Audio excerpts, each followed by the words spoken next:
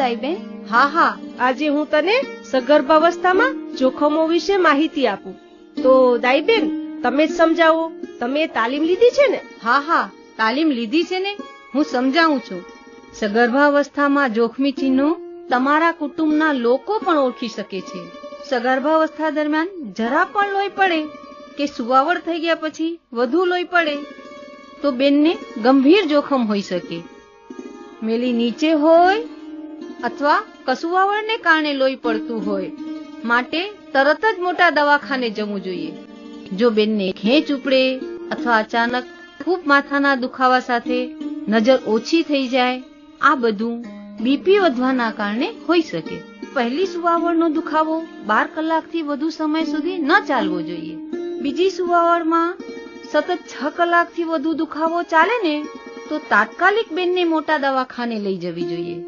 જો બેનને સાંધામાં દુખાવો થતો હોય તો તેને દાંતરડાનો રોગ હોઈ શકે.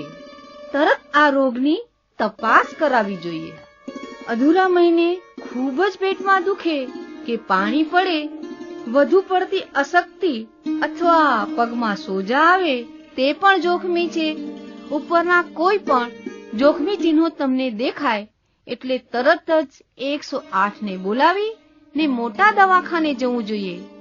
એવા મોટા દવાખાને જવું જ્યાં સ્ત્રી રોગના નિષ્ણાત ડોક્ટર, લેબોરેટરી અને ઓપરેશનની સગવડ હોય.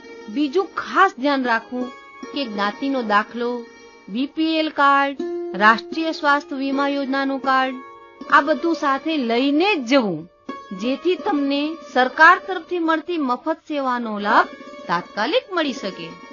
બીજું કે દોરા ધાગા કે ભૂવા પાસે તો બિલકુલ જ ન જવું.